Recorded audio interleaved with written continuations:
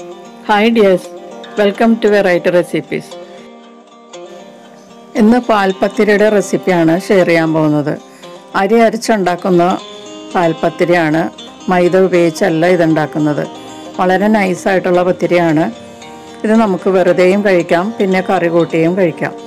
അപ്പോൾ ഇതെങ്ങനെയാണ് ഉണ്ടാക്കുന്നതെന്ന് നോക്കാം. 1 കപ്പ് പച്ചരി 8 മണിക്കൂർ കുതിർത്തിയതിന് ശേഷം എടുത്തതാണിത്. ഇത് നമുക്ക് ഒരു മിക്സിയുടെ ജാറിലേക്ക് ഇട്ട് കൊടുക്കാം. വെള്ളമില്ലാതെ നമുക്ക് ഊറ്റിയെടുത്തിട്ട് ഇതിലേക്ക് ഇടാം.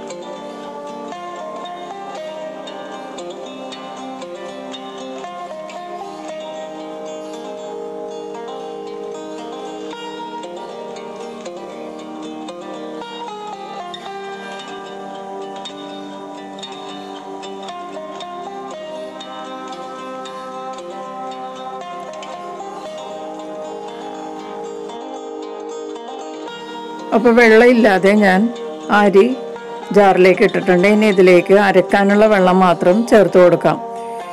ഒരു 1/4 കപ്പ് വെള്ളം നമുക്ക് ചേർത്തിട്ട് നല്ലതുപോലെ അരച്ചെടുക്കാം. തരിയില്ലാതെ നന്നായിട്ട് അരച്ചെടുക്കണം. അപ്പം ഞാനത് അരച്ചെടുത്തിട്ടുണ്ട്, നല്ലതുപോലെ അരഞ്ഞിട്ടുണ്ട്. ഇനി ഇത് നമുക്ക് ലൂസാക്കിയെടുക്കാം. തേങ്ങാപ്പാൽ ചേർത്താണ് ഇത് ലൂസാക്കിയെടുക്കുന്നത്. 1/4 കപ്പ് തേങ്ങാപ്പാൽ ചേർത്തിട്ട് ഇത് മിക്സിയിൽ വീണ്ടും അടിച്ച് നമുക്ക് ലൂസാക്കിയെടുക്കാം. കുറേശ്ശെ പാല് ചേർത്ത് നമുക്ക് ഇത് നന്നായിട്ട് ലൂസാക്കിയെടുക്കാം. 1/4 കപ്പ് പാല് ചേർത്തിട്ട് ബാക്കി 1/4 കപ്പ് പാല് ഞാൻ മാറ്റി വെച്ചിട്ടുണ്ട്. അത് നമുക്ക് വേറെ ഒരു ആവശ്യത്തിന് വേണ്ടി വരും. അപ്പം നമുക്ക് ഈ ബാറ്റർ ഒരു ബൗളിലേക്ക് ഒഴിച്ചു കൊടുക്കാം.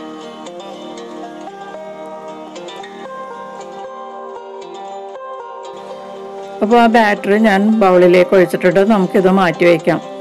വേറൊരു ചെറിയ ബൗളെടുത്തിട്ട് അതിലേക്ക് ഒരു കോഴിമുട്ട പൊട്ടിച്ചിടാം. ഇതിലേക്ക് നമ്മൾ നേരത്തെ മാറ്റി വെച്ച 1/4 കപ്പ് പാല് ഒഴിച്ചു കൊടുക്കാം. തേങ്ങാപ്പാൽ നല്ല തിക്കായിട്ടുള്ള തേങ്ങാപ്പാലാണ് വേണ്ടത് കേട്ടോ.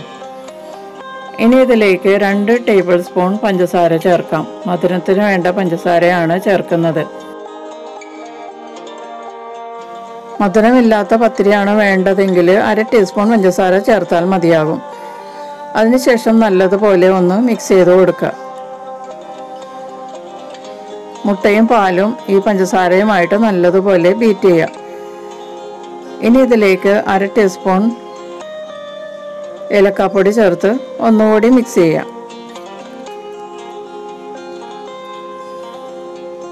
ഇനി ഇത് നമുക്ക് നേരത്തെ റെഡിയാക്കി വെച്ച അരി ബാറ്ററിലേക്ക് ചേർത്ത് കൊടുക്കാം.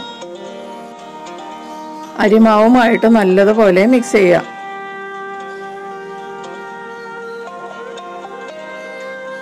ഇനി ഇതിലേക്ക് ടേസ്റ്റിനുള്ള ഉപ്പ് ചേർത്ത് കൊടുക്കാം. നിങ്ങളുടെ ടേസ്റ്റിനുള്ള ഉപ്പ് ചേർക്കുക കേട്ടോ. കുറേശ്ശെ ചേർത്തിട്ട് നോക്കിയിട്ട് വീണ്ടും ചേർത്താൽ മതിയാകും. ഇനി ഇതിലേക്ക് 1 ടീസ്പൂൺ ഗീ ചേർത്ത് കൊടുക്കുക. ഗീ അല്ലെങ്കിൽ നിങ്ങൾക്ക് ഓയിൽ ചേർത്താലും മതിയാകും. എന്നിട്ട് നല്ലതുപോലെ മിക്സ് ചെയ്ത് കൊടുക്കുക. ഇപ്പം നല്ല തണുത്ത അന്തരീക്ഷമായതുകൊണ്ട് ബാറ്ററിൽ ഗീ മിക്സപ്പ് ആകാൻ കുറച്ച് സമയമെടുക്കും. ചിലപ്പോൾ മിക്സ് ആവുകയില്ല, പക്ഷെ അത് നമ്മൾ പത്തിരി ഉണ്ടാക്കുമ്പോൾ അത് മെൽറ്റ് ആയിക്കൊള്ളും. അപ്പോൾ നമ്മുടെ ബാറ്റർ റെഡി ആയിട്ടുണ്ട്. ഇനി നമുക്ക് ഒരു പാൻ ചൂടാക്കി അതിലേക്ക് ഗീ തടവിയിട്ട് പത്തിരി ഉണ്ടാക്കിയെടുക്കാം. പാൻ നല്ലപോലെ ചൂടായിട്ടുണ്ടാകണം. എന്നിട്ട് ലോ ഫ്ലെയിമിലോട്ട് മാറ്റിയിട്ട് വേണം നമ്മൾ ഗീ തടവി അതിലേക്ക് ഒരു തവി ബാറ്റർ ഒഴിച്ചിട്ട് ഒന്ന് ചുറ്റിക്കുക.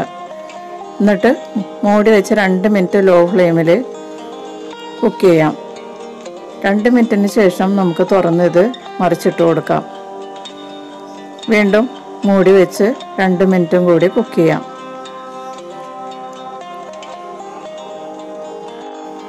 ഇപ്പോൾ 2 മിനിറ്റ് കഴിഞ്ഞിട്ടുണ്ട്.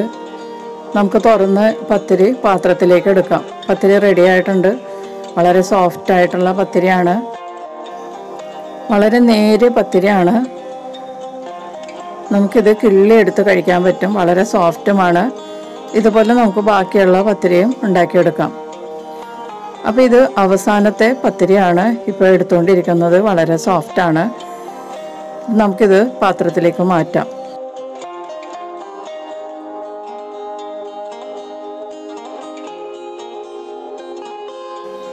അപ്പോൾ പത്തിരി എല്ലാം റെഡി ആയിട്ടുണ്ട്.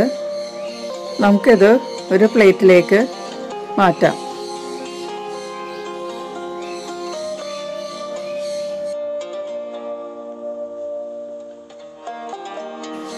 നമുക്ക് പൊടി തേച്ച് കുഴക്കണ്ട, പരത്തണ്ട.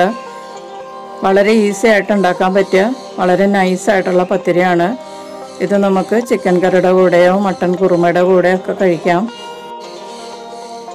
കൂട്ടി കഴിക്കാൻ കറി ഒന്നും ഇല്ലെങ്കിലും നമുക്കിത് വെറുതെ കഴിക്കാൻ പറ്റും. വളരെ സോഫ്റ്റാണ്.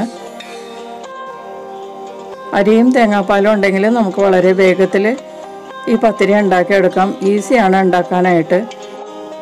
1 കപ്പ് പച്ചരി കൊണ്ട് നമുക്ക് 10 പത്തിരിയാണ് ഉണ്ടാക്കി കിട്ടിയിരിക്കുന്നത്. അപ്പോൾ ഇത് ഒരു 5 പേർക്ക് കഴിക്കാൻ പറ്റും. 2 എണ്ണം വീതം കഴിച്ചാൽ നമ്മൾക്ക് മതിയാകും.